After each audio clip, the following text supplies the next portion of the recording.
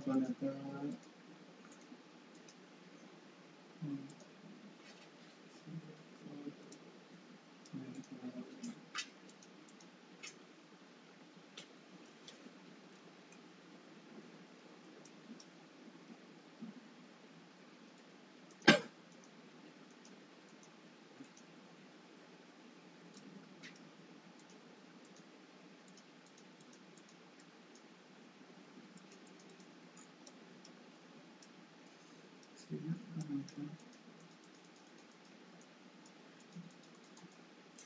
मोड change करून बघ edit मध्ये.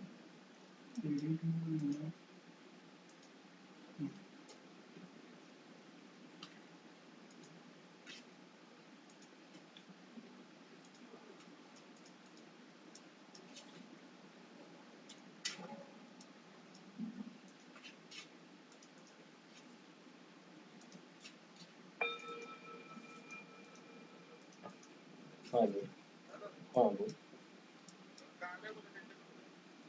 विमानाचे मॉडेल आहेत. गाडी आहे ती कार असते ना, विमानाचे मॉडेल एक पेटी असेल 4x4 फूटची आणि ते पेंटचे पडत असतील 4 मॉडेल आहेत. पैशाचं विचारून घे त्याला दिलं काय.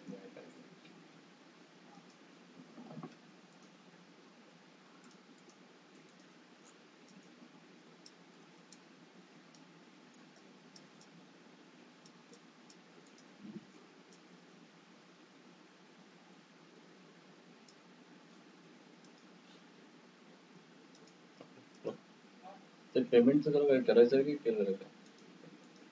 पेमेंट टॅक्सीवाल्याला. हॅलो, कोणी पेमेंट केलंय की करायचं झालं टॅक्सीवाल्याला? हां हां ठीक ठीक आहे ठीक आहे चालेल.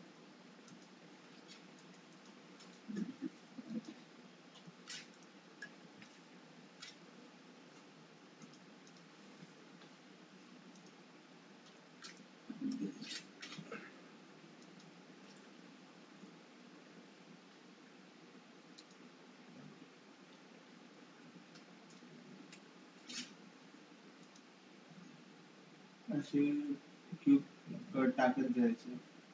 सगळेच रिपीट करू? नाही कुठलं गेलंय आता? हे 3 केले. एक, 2. तो एक तरी रेकॉर्ड झाला का त्यामध्ये कसं केलं? हा, एक रेकॉर्ड झालं. ठीक. मग आता याच्यानंतर आता तो कट करायचा. याला पहिला क्यूब पकडायचा की पहिला मॉडेल पकडायचा?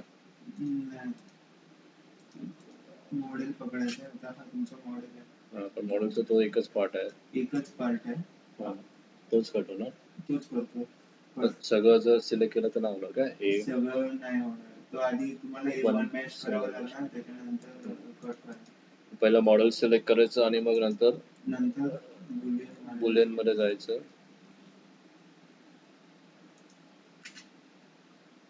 नंतर डिफरन्स सिलेक्ट करून मग क्यूब मधून काढायचं, तर क्यूबला सिलेक्ट करायचं. ड्रॉपर दुसरा वाला पुढचा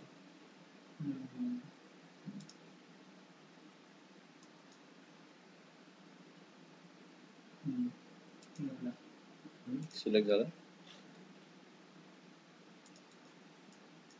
आता याची कॉपी होणार की त्याच कट झाल्याची कॉपी होते?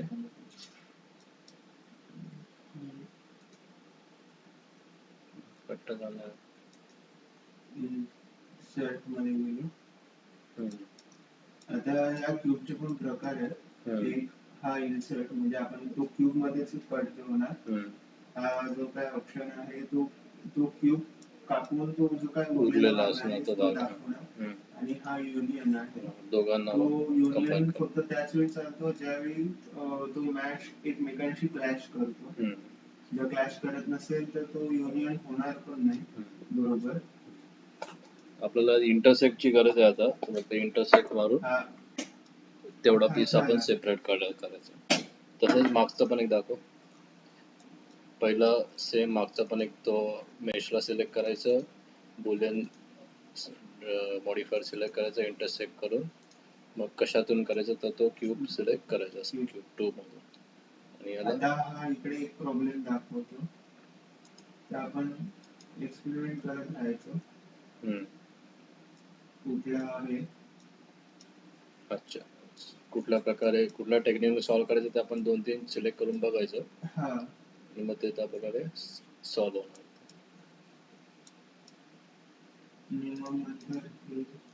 आणि हे अप्लाय करायचं. अप्लाय केलं त्याच्यानंतर आपल्याला जे नको आहे व्हर्टेक्स हे जे नको आहे ते डिलीट करायचे. डिलीट करून एज सिलेक्ट करायचे. हा तुमचा फुल मॅश. आता हा मॅश कंट्रोल एक्स आपलं एक्सपोर्ट करायचा. एक्सपोर्ट फाईल मध्ये जाऊन एक्सपोर्ट आणि ओबीजे किंवा एसटीएल मध्ये एक्सपोर्ट करायचं. फक्त सिलेक्शन ऑन ठेवायचं. सिलेक्शन त्या फोल्डरचा स्पेसिफिक नाव टाकायचं.